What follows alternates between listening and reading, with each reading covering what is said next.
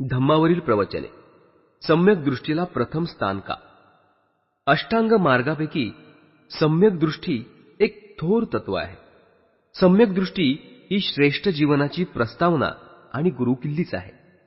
सम्यक दृष्टीचा अभाव हे सर्व पापांचे मूळ आहे. सम्यक दृष्टीची वाढ व्हायला सर्व सृष्ट चमत्कार हे कार्यकारण भावांची प्रक्रिया आहे असं पाहायला शिकलं पाहिजे. सम्यक दृष्टी म्हणजे कार्यकारण भावाची ओळख. भिक्खूनो, ज्याची दृष्टी, संकल्प, वाणी, कर्म, उपजीविका, साधना, स्मृती आणि समाधी मिथ्या आहेत, ज्याचे ज्ञान आणि मुक्ती ही मिथ्या आहेत, ज्याचे प्रत्येक कार्य, वचन, विचार, ऐच्छिक कार्य, आकांक्षा, निग्रह आणि सर्व व्यापार ही सर्व अशा मिथ्या दृष्टीने सांधलेली असल्यामुळे ती तिरस्करणीय, दुःखकारक, जुगुप्सा उत्पन्न करणारी आणि हानिकारक असतात. आणि हे सर्व का? तर त्याची दृष्टी मिथ्या असल्यामुळे. आपला मार्ग बरोबर असणे एवढंच पुरेसं नाहीये.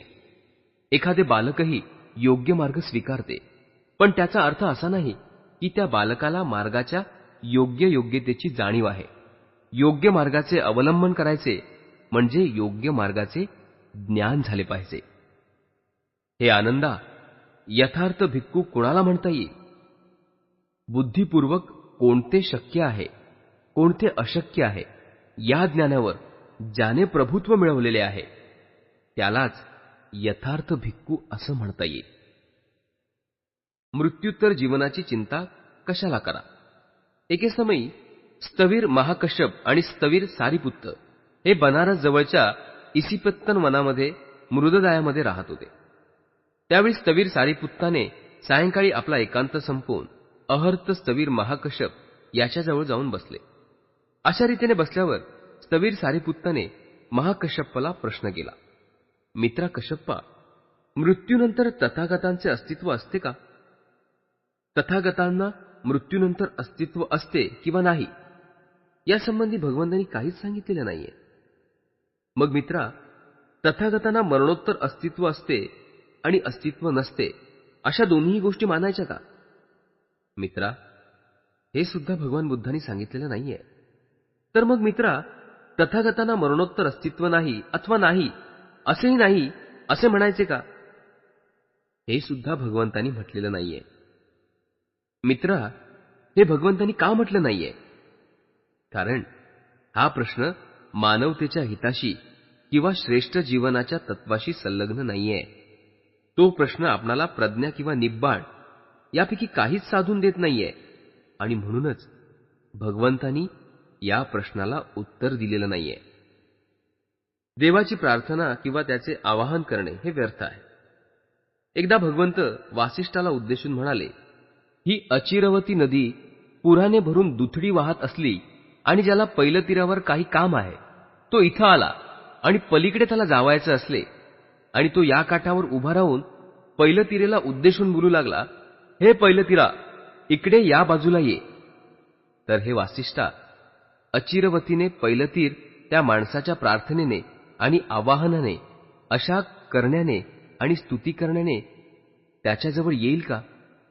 त्याप्रमाणे हे वासिष्ठा, 3 वेदात पारंगत असलेले ब्राह्मण ज्या गुणांच्या आचरणाने मनुष्य ब्राह्मणत्वाला पोहोचतो त्या गुणांचे परिपालन करणे सोडून उलट ज्याच्या योगाने मनुष्य अब्राह्मण म्हणतो असले आचारविचार म्हणत राहिले की, इंद्रा, तुला आम्ही आवाहन करत आहोत.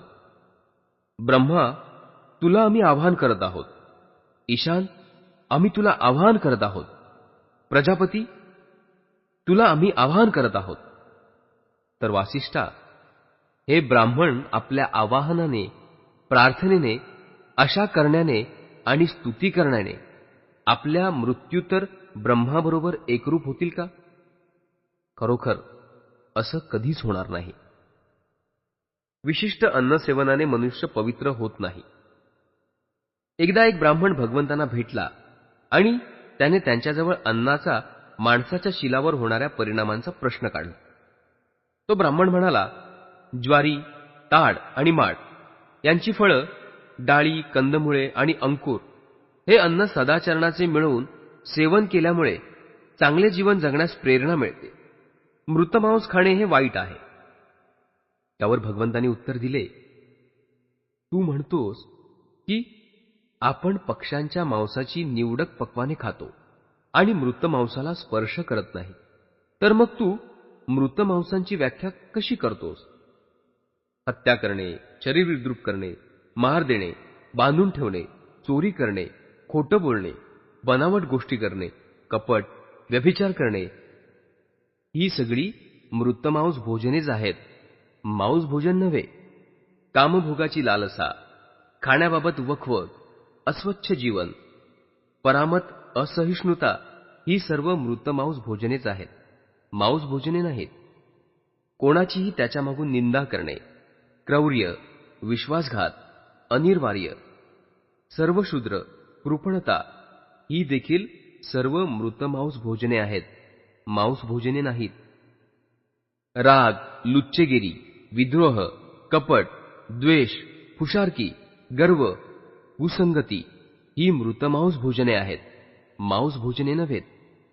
नीच जीवन, निंदा, अफरातफर, फसगत करणे, लाडीलुबाडी करणे, दुष्टपणाने दुसऱ्याची दुष्कृती पसरवणे, ही मृतमांस भोजने आहेत, मांस भोजने नाहीत. हत्येस, चौर्यकर्मास प्रवृत्त करणारे सर्व अपराध शेवटी माणसाला नरकात ओढतात. हे सर्व मृतमांस भोजने आहेत, मांस भोजने नव्हेत. शंका घेणे हा ज्याचा स्वभाव, असा माणूस मांस मत्स्य सेवनापासून परावृत्त झाला. वस्त्राचा त्याग करून दिगंबर अवस्थेत राहू लागला. शिरावर जटामुकुट वाढवू लागला आणि शिरोमुंडन करू लागला. वस्त्रांऐवजी कातडी परिधान करू लागला. यज्ञयाग करू लागला. पुण्यार्जनासाठी तपश्चर्येचा अवलंब करू लागला. तीर्थात निम्ममज्जन करू लागला. आहुती देऊ लागला आणि दुसरेही क्रियाविधी करू लागला, तर तो कधीही पापरहित होऊ शकणार नाही. आपल्या इंद्रियावर प्रभुत्व मिळवा. आपल्या इंद्रियाने संयम करावयास शिका. सत्याची कास धरा आणि करुणामय व्हा. जो सत्पुरुष सर्व बंधनांचा त्याग करून दुःखावर विजय मिळवतो, त्याने काहीही ऐकले पाहिले तरी त्याला दोष लागत नाही. भगवंतांची ही उच्च विमोचक सत्ये, मृतमांस म्हणजे काय याचे केलेले निरूपण आणि दुःख निरोधाची शिकवण, हे ऐकून ब्राह्मण भगवंतांपुढे नम्र झाला आणि भिक्खू संघात आपणाला समाविष्ट करून घ्यावे, अशी त्याने भगवंतांना विनंती केली. अधोगतीचे कारण दुष्कर्मे, अन्न नव्हे. आमगंध नावाचा एक ब्राह्मण हिमालयात आपल्या शिष्यागणांसह राहत होता. तो आणि त्याचे शिष्य मत्स्यमांस खात नसत. प्रतिवर्षी आपला आश्रम सोडून ते क्षार आणि आम्ल पदार्थांच्या शोधार्थ खाली उतरत असत. ज्या गावात ते उतरत, तेथील रहिवासी 4 महिन्यापर्यंत मोठ्या सन्मानाने त्यांचे आदरातिथ्य करत असत. एकदा भगवंतांनी त्या गावाला भेट दिली. भगवंतांचे धम्मनिरूपण ऐकून ते गावकरी त्यांचे श्रावक बनले. त्या वर्षी आमगंध आणि शिष्यगण प्रतिवर्षाप्रमाणे त्या गावात आले असताना ग्रामवासियांनी त्यांच्या संबंधी फारसा उत्साह दाखवला नाही. भगवंत मत्स्यमांसाच्या सेवनाचा निषेध करत नाहीत, हे ऐकून तो खिन्न झाला. या गोष्टीचे खरे खोटे जाणून घेण्यासाठी श्रावस्ती येथे जेतवनात भगवंत राहत होते, तिथे त्यांच्याकडे जाऊन तो म्हणाला, जे बाजरी, चिंगुलाचे दाणे, वाटाणे, खाद्य, पालेभाजी आणि कंद, कोणत्याही वेलीची फळं ही सुमार्गाने मिळवून सेवन करतात, ते आपल्या सुखासाठी असत्य भाषण करत नाहीत. पण तू तर लोक जे काही देतात ते चांगल्या प्रकारे शिजवलेले, माल मसाला लावलेले, स्वच्छ आणि उत्कृष्ट अन्न खातोस. जो कोणी तांदळाचे असले बनवलेले पदार्थ खातो, तो आमगंध खातो. पक्ष्यांच्या मांसात निश्चित अन्न खाताना मजवर आमगंध सेवनाचा आरोप येत नाही, असं तू म्हणतोस. मी तुला विचारतो, याचा अर्थ काय? ज्याला तू आमगंध म्हणतोस ते आहे तरी काय? भगवंतांनी उत्तर दिले, जीव हिंसा करणे, तांडण, बंधन, चौर्यकर्म, असत्य भाषण, अफरातफर, फसवणूक, क्षुल्लक गोष्टींचे ज्ञान आणि व्यभिचार ही आमगंध आहेत. मांस सेवन म्हणजे आमगंध नाही. या जगात जे पुरुष आपल्या सुख उपभोगात संयमरहित असतात, ज्यांना मधुर वस्तूंचा लोभ असतो, अपवित्र कार्याशी ज्यांचा संबंध असतो, जे विचाराने उच्छेदवादी आणि कपटी असतात, ज्यांची वर्तणूक समजायला कठीण असते, ते आमगंध असतात. मांस सेवनाने त्यांना आमगंधांचा दोष लागत नाही. या जगात जे उद्धट, कर्कश, निंदाप्रिय, विश्वासघातकी, निर्दयी, अतिशय अहंकारी आणि अनुदार असतात आणि दुसऱ्यांना काहीच देत नाहीत, ते लोक आमगंध दोषाने युक्त असतात. मांसशासाने मनुष्य आमगंध दोषमुक्त होत नाही. राग, गर्व, हावरटपणा, शत्रुत्व, कपट, द्वेष, फुशारक्या मारणे, अत्यंतिक अहंकार, पापी मनुष्याची संगत यांच्या योगाने मनुष्याला आमगंधांचा दोष जडतो, मांससेवनाने नव्हे. ज्यांची नीती वाईट, जे घेतलेले कर्ज देण्याचे नाकारतात, जे निंदा करत असतात, आपल्या व्यवहारात जे लुच्चेगिरीने वागतात, जे ढोंगीपणा करतात, अशी दुष्कृत्य करणारी नीच माणसं ही आमगंध दोषाने युक्त असतात. मांससेवनाने आमगंध दोष लागत नाही. जी माणसं सजीव प्राण्यांशी संयम राखून वागत नाहीत, जे परधन हिरावून परपीडा करावयास सदैव सज्ज असतात, जे अनितिमान, क्रूर, कर्कश असतात आणि दुसऱ्याचा उपमर्द करण्याची ज्यांची वृत्ती असते, ते सगळे आमगंध दोषयुक्त असतात. मांससेवनाने आमगंध दोष जडत नाही. जे लोभाने किंवा शत्रुत्वाने सजीव प्राण्यावर छापा घालतात, ते सदैव दुर्बुद्धीने प्रेरित झाल्यामुळे मरणोत्तर अंधारात सापडतात आणि नरकात कोसळतात. ते आमगंधी आहेत. मांससेवनाने आमगंधांचा दोष जडत नाही. मत्स्यमांस सेवनापासून परावृत्ती, नग्नता, शिरोमुंडन, जटा, सर्वांगी भस्मार्चन, मृगाजीन परिधान, अहिताग्नी इत्यादी जगातील सर्व तपांचे अमरपदासाठी केलेले परिपालन आणि मंत्रोच्चार, बलिदान, नैमित्तिक यज्ञ यापैकी कशानेही सदैव शंका घेणारा मनुष्य कधीही शुद्ध होऊ शकत नाही. ज्याने आपली इंद्रिय जिंकली आहेत, जो त्यांचा संयम करतो, जो धर्मनीत आहे, सरळपणा, मार्दव यात ज्याला आनंद वाटतो, त्याच्या ठिकाणी विषयासक्ती नाही. ज्याने दुःखनिरोध केला आहे, तो सूज्ञ मनुष्य जे पाहतो किंवा ऐकतो त्यापैकी कशाच्याही आहारी जात नाही. आमगंधाचा दोष दुष्कृत्यामुळे जडतो, मत्स्य मांसाच्या सेवनाने नव्हे. देह प्रक्षालन पुरेसे नाही. एकदा भगवंत श्रावस्ती येथे राहत होते. सडगांख नावाचा ब्राह्मणही तिथे राहत होता. तो स्नानवादी होता आणि जलप्राक्षालनाने स्वतःला शुद्ध करण्याच्या आचाराचे तो अवलंब करत असे. रात्रंदिवस स्नान करणे हा त्याचा स्वभावच झाला होता. एकदा महास्तवीर आनंद सकाळच्या प्रहरी चिवर धारण करून भिक्षापात्र घेऊन श्रावस्तीत भिक्षेसाठी निघाला. श्रावस्तीत फिरून मिळवलेली भिक्षा खाल्ल्यावर तो भगवंतांच्या बाजूला अभिवादन करून बसला आणि म्हणाला, भगवान, या श्रावस्तीत संडगाख नावाचा स्नानवादी ब्राह्मण असून स्नानाने स्वतःला शुद्ध बनवण्याच्या कर्मात तो कायम मग्न असतो. रात्रंदिवस स्नानापलीकडे त्याला काहीही दिसत नाही. भगवंतांनी करुणा करून त्या संडगाख ब्राह्मणाची भेट घेतली तर फार बरं होईल. भगवंतांनी आपल्या मौनाने त्याला संमती दर्शवली. दुसऱ्या दिवशी सकाळी भगवंत चिवर चढवून आणि भिक्षापात्र घेऊन संडगाख ब्राह्मणाच्या घराकडे निघाले. ते जाऊन आसनावर बसले. संडगाख ब्राह्मण भगवंताजवळ आला. त्याने त्यांचे स्वागत केले आणि कुशल प्रश्न झाल्यावर त्यांच्या बाजूला जाऊन बसला. तो स्थानापन्न झाल्यावर भगवंतांनी त्याला विचारलं, ब्राह्मणा, लोक म्हणतात तू स्नानवादी असून रात्रंदिवस स्नान करून स्वतःला शुद्ध बनवण्याचा प्रयत्न करत असतोस. हे खरं आहे का? श्रमण गौतमा, हे खरं आहे. मग हे ब्राह्मणा, हे स्नानव्रत धरून तू काय मिळवणार आहेस? गौतमा, हे व्रत अशासाठी आहे, दिवसा जे काही मी पाप करतो ते त्याच संध्याकाळी मी धुवून टाकतो.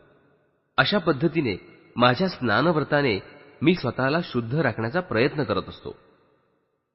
भगवान म्हणाले, धर्म हा एक तडाग आहे.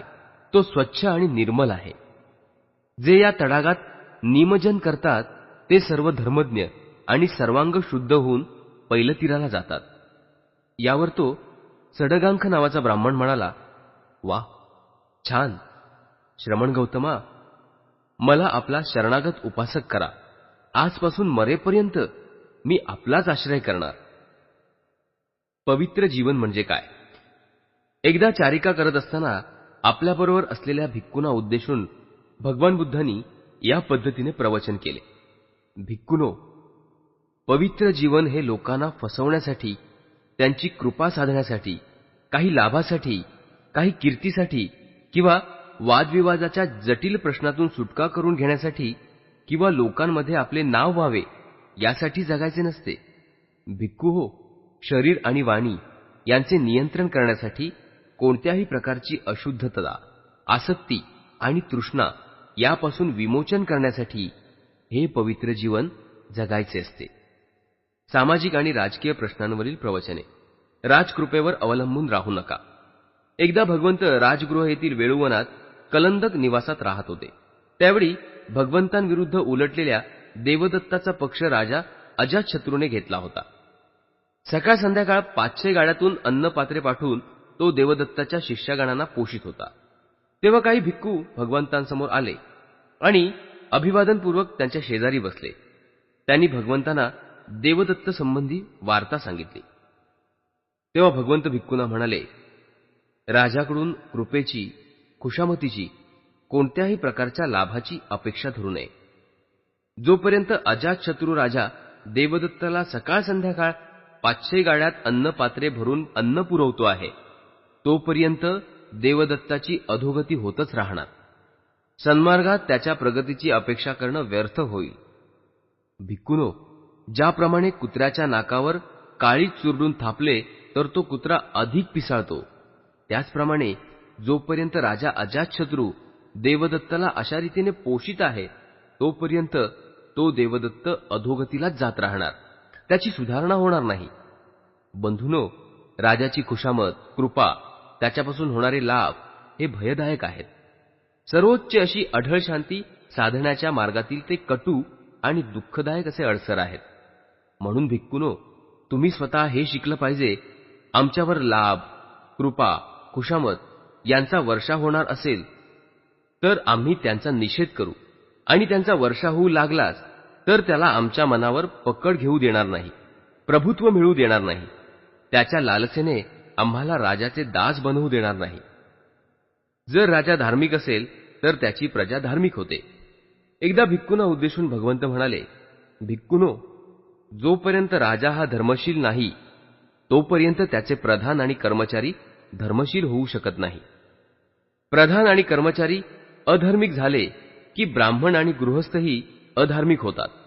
ब्राह्मण आणि गृहस्थ हे धर्मरहित असल्यावर नगरवासी आणि ग्रामवासी हेही धर्मरहित होतात. पण जेव्हा राजे धार्मिक असतात तेव्हा हे भिक्खूनो, त्यांचे प्रधान आणि त्यांचे कर्मचारीही धार्मिक होतात. जेव्हा राजे आणि त्यांचे प्रधान आणि कर्मचारी धार्मिक असतात तेव्हा ब्राह्मण आणि गृहस्थ हे सुद्धा धार्मिक होतात. जेव्हा ब्राह्मण आणि गृहस्थ धार्मिक असतात तेव्हा नगरवासी आणि ग्रामवासी हे सुद्धा धार्मिक होतात. गुरांचा तांडा नदी ओलांडत असताना त्यांच्यामधील वयोवृद्ध असलेला वृषभ चुकला की त्याच्या मागोमाग येणारी सर्व गुरेही चुकतात. त्याचप्रमाणे माणसांमध्येही ज्याला प्रमुख मानतात तो वाममार्गाला जाऊ लागला की इतर जणही त्याच मार्गाचा अवलंब करतात. त्याप्रमाणेच राजाने कुमार्ग धरला तर सर्व राज्याला हानी पोहोचते. गुरे नदी ओलांडत असता जर मुख्य वृषभ सरळ मार्गाने चालत गेला तर मागील गुरांचा तांडा त्याच सरळ मार्गाने जातो. याचप्रमाणे जो प्रमुख असेल तो जर सन्मार्गाने चालू लागला तर इतरही त्याचे अनुकरण करतात आणि सन्मार्गाने जातात. जर राजे चांगले असतील तर सारी प्रजा सुखाने राहते. राजकीय आणि लष्करी शक्ती समाज व्यवस्थेवर अवलंबून असते. एकदा भगवान बुद्ध राजगृह येथील गृध्रकूटावर राहत होते. त्यावेळी वैदेही पुत्र मगध राजा अजातशत्रू विज्जेवर आक्रमण करण्याच्या विचारात होता. तो स्वतःशीच म्हणाला, हे विज्जीकुल सामर्थ्यशाली असले तरी मी त्यांचा पुरेपूर नाश करीन. म्हणून आपल्या मगध देशाचा मुख्य प्रधान वस्त्रकार नावाचा ब्राह्मण याला बोलावून तो म्हणाला, हे ब्राह्मणा, भगवंतांकडे जा आणि नम्रतेने माझ्यातर्फे त्यांचे पायवंदन करून त्यांना विचार, आपली प्रकृती ठीक आहे ना? आपले स्वास्थ्य, सुख आणि आरोग्य आपण उपभोगत आहात ना? नंतर त्यांना सांग की मगध राजा अजातशत्रू वज्जीवर आक्रमण करण्यासाठी उत्सुक आहे. वज्जीकुळ कितीही सामर्थ्यशील असले तरी त्याचा पुरेपूर नाश करण्याचा त्याचा विचार आहे. अजातशत्रू पुढे म्हणाला, भगवान जे काही पुढले भविष्य होईल ते आपणाला सांगतील ते नीट लक्षात ठेव आणि त्यातला शब्दनशब्द मला निवेदन कर, कारण भगवान बुद्ध कधीही खोटं बोलत नसतात. राजाचे हे शब्द ऐकून तो ब्राह्मण त्यांना म्हणाला, ठीक आहे, आणि अनेक उत्कृष्ट रथ जोडून तो गृध्रकूटाकडे निघाला. तिथे पोहोचल्यावर भगवंतांना कुशाल प्रश्न विचारून राजाने आज्ञा केल्याप्रमाणे राजाचा संदेश त्याने भगवंतांसमोर निवेदन केला. त्यावेळी स्थवीर आनंद भगवंतांच्या मागे उभा होता. भगवंत त्याला म्हणाले, आनंदा, वज्जी वारंवार सार्वजनिक सभा भरवतात हे तू ऐकलं आहेस का? आनंदाने उत्तर दिलं, होय भगवंत, मी ऐकलं आहे. यावर भगवंत पुढे म्हणाले, आनंदा, जोपर्यंत वज्जी सर्व लोकांच्या वारंवार सभा भरवत आहेत तोपर्यंत ते कधीच नाश पावणार नाहीत, उलट त्यांची भरभराट होत राहील. आनंद, जोपर्यंत वज्जी एकोप्याने एकत्र येतात, एकोप्याने उभे ठाकतात, एकोप्याने आपापली उद्दिष्ट कार्य करतात, जोपर्यंत कोणतेही उद्दिष्ट मान्य झाल्याशिवाय त्यानुसार वर्तन करत नाहीत, ज्या उद्दिष्टाला एकदा सर्व मान्यता मिळाली आहे ते वर्ज्य समजत नाहीत आणि गतकाळात वज्जी कुळाने जो नियम घातला आहे त्या नियम परंपरेप्रमाणेच ते आचरण करतात, जोपर्यंत ते वज्जी आपल्यामधील वृद्धांना मान देतात, त्यांची वाहवा करतात, त्यांचा आदर करतात आणि त्यांची सल्लामसलत ऐकणे हे आपले कर्तव्य मानतात, जोपर्यंत आपल्या कुळातील कोणत्याही स्त्रीला किंवा कन्येला ते बळजबरीने डांबून ठेवत नाहीत आणि सामर्थ्याच्या जोरावर तिचे अपहरण करत नाहीत, जोपर्यंत वज्जी धम्माला मान देतात आणि त्याचे परिपालन करतात, तोपर्यंत हे आनंदा, वज्जी कुळाची अधोगती कधीही होणार नाही, उलट त्यांची भरभराटच होत राहील आणि कोणीही त्यांचा कधीही नाश करू शकणार नाही. सारांश काय? जोपर्यंत वज्जी प्रजातंत्रावर विश्वास ठेवतील, प्रजातंत्रकाप्रमाणे आचरण करतील, तोपर्यंत त्यांच्या राज्याला संकट स्पर्श करू शकणार नाही, असं भगवंतांनी स्पष्ट केलं. नंतर भगवंत वत्सकारला उद्देशून म्हणाले, हे ब्राह्मणा, मी वैशाली येथे वज्जी कुळात राहत असताना त्यांच्या कल्याणाला या वरील अटी कशा आवश्यक आहेत हे त्यांना शिकवले. तेव्हा तो ब्राह्मण म्हणाला, तर मग वज्जी जोपर्यंत या वहिवाटीचे परिपालन करत आहेत तोपर्यंत त्यांची अधोगती न होता त्यांचे कल्याणच वृद्धिंगत होणार आहे असं आम्ही मानायचं तर? हे गौतमा, मगध राजाला वज्जीचा पाडाव करता येणार नाही असं तुझं म्हणणं दिसतंय. असं बोलून वत्सलार उठून राजगृह येथे आपल्या राजाला भगवंतांनी सांगितलेले शब्द सांगायला निघून गेला. युद्ध हा चुकीचा मार्ग आहे. एकदा मगध राजा अजातशत्रू याने आपले अश्वदळ पायदळ गोळा करून पसेनदी राजाच्या काशी विभागावर स्वारी केली होती. पसेनदीनेही स्वारीचा वृत्तांत ऐकून घोडदळ पायदळाचे सैन्य जमावले आणि तो अजातशत्रूला तोंड द्यावयास निघाला. त्या दोन्ही सैन्यांचे युद्ध झाले. अजातशत्रूने राजा पसेनदीचा पराभव केला आणि पसेनदी शेवटी आपली राजधानी श्रावस्ती येथे माघार घेऊन राहिला. श्रावस्तीमध्ये राहणारे भिक्खू भिक्षाटन करून परत आले आणि त्यांनी भगवंतांना त्या दोन राजांचे युद्ध आणि पसेनदीची माघार याविषयीचे वृत्त सांगितले. भगवंत म्हणाले, भिक्खू हो, मगध राजा अजातशत्रू म्हणजे जगातील साऱ्या दुष्टपणाचा ठेवा आहे. उलट राजा पसेनदी हा जगातील चांगुलपणाचा मित्र आहे. सध्या तरी पसेनदी राजाला पराभूत मनुष्य म्हणून दुःखात रात्र काढावी लागणार आहे.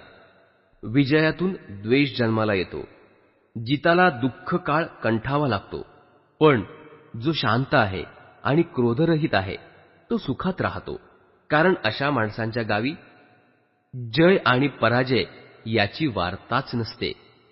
पुन्हा असं घडलं की त्या दोन राजांचे युद्ध पुन्हा जुंपले, पण त्या युद्धात कोसल राजा पसेनदी याने अजातशत्रूचा पराभव करून त्याला जिवंत पकडलं. तेव्हा राजा पसेनदीने स्वतःशीच विचार केला की मी याच्या वाट्याला गेलो नसतानाही हा राजा माझा पुतण्या असूनही मला त्रास देतो आहे. आता मी त्याचे सर्व सैन्य, हत्ती, घोडे, रथ आणि पायदळ ताब्यात घेऊन त्याला आपल्या जीवानिशी सोडून दिलं तर? आणि त्याप्रमाणे पसेनदी राजाने तसं ते केलं. श्रावस्तीमध्ये भिक्षाटन करून परतलेल्या भिक्खूंनी ही वार्ता भगवंतांच्या कानावर घातली. तेव्हा भगवंत म्हणाले, माणूस आपल्या स्वार्थासाठी दुसऱ्याला लुटतो, पण जेव्हा दुसरे त्याला लुटतात तेव्हा तो लुटला गेलेला मनुष्य परत दुसऱ्यांना लुटण्याची ईर्ष्या धरतो. जोपर्यंत पापाचे फळ पक्व झाले नाही तोपर्यंत मूर्खाला सदैव वाटते, मला पाहिजे ती सुवर्णसंधी आता येणार. पण जेव्हा कर्माचे फळ भोगण्याची वेळ येते तेव्हा केलेल्या पापाबद्दल भय वाटू लागते. हिंसकालाही त्याची हिंसा करणारा कोणीतरी भेटतोच, जेत्याला जिंकणारा कुणीतरी निपजतो, निंदकाला निंदक सापडतोच. अशा रीतीने कर्मविपाकाने जो मनुष्य दुसऱ्याला लुटतो त्यावरही आपण स्वतः लुटला जाण्याची पाळी त्याच्यावर येते. शांती स्थापन करणाऱ्या जेत्याची कर्तव्ये. जेव्हा जेता शांती स्थापन करण्याची सत्ता मिळवतो त्यावेळी जित्यावर गुलामगिरी लादण्याचा नसला तरी त्याची अधिकाधिक मानखंडना करण्याचा अधिकार सांगू लागतो. या विषयावर बुद्धांचे अगदी वेगळे मत आहे. त्यांच्या मते शांती स्थापन करणे याला काही अर्थ असेल तर जेत्याने जित्याच्या शांततेच्या काळाचा जित्याच्या कल्याणासाठी उपयोग करणे हे कर्तव्य ठरते. या विषयावर बुद्धाने भिक्खूंना उद्देशून असं म्हटलं आहे, युद्धविद्येत पारंगत असलेल्या माणसाने युद्धविराम झाल्यावर आपल्या अंगच्या रुजुता, अनुग्रहणपूर्ण वाणी, दयाळू वृत्ती या गुणांचा आविष्कार केला पाहिजे. आपण कोणी आडदांड, आक्रमक नसून घरच्यांसारखे वागणारे पाहुणे आहोत. इंद्रिय सुखाच्या आहारी न जाणारे, कुशाग्र बुद्धीचे, वायफळ बडबड न करणारे, हाव धरून परधन हिरावून न घेणारे असे आहोत, असे आपल्या वर्तणुकीने सिद्ध केले पाहिजे. लोक शाप देतील असे क्षुद्र आणि नीच वर्तन करून त्यांनी आपल्याला कमीपणा आणू नये. सर्व प्राणीमात्रांना सुखसमृद्धी आणि शांतता लाभो.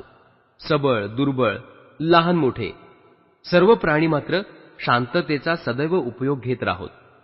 दृश्य अदृश्य, जवळचे दूरचे, जात आणि अजात या सगळ्या जीव शांतीचा उपभोग घेत राहोत, अशी वृत्ती जेत्याने राखली पाहिजे. कोणालाही आपल्या बांधवांची खुशामत करण्याची किंवा त्यांचा उपमर्द करण्याची आणि कोणाला तुरुंगात डांबण्याची अथवा द्वेष करण्याची पाळी जेत्यावर कधीही येऊ देऊ नये. ज्याप्रमाणे माता आपल्या एकुलत्या एक मुलाला इजा पोचू नये म्हणून जपते, त्याप्रमाणे जेत्याने सर्व जीव मात्रांविषयी विवेक धरावा. विश्वातील वरच्या, खालच्या, भोवतालच्या साऱ्या देशांच्या प्राणीमात्रावर अंतःकरणपूर्ण प्रेम करावे. त्याच्याविषयी मनाला द्वेषाचा स्पर्श होऊ देऊ नये.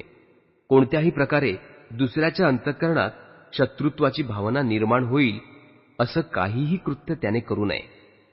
म्हणजे तुम्ही उभे असताना, चालत असताना, बसताना, उठताना आपल्या संपूर्ण मानसिक सामर्थ्याने असा विचार करत राहा, हा ब्रह्मविहारच आहे.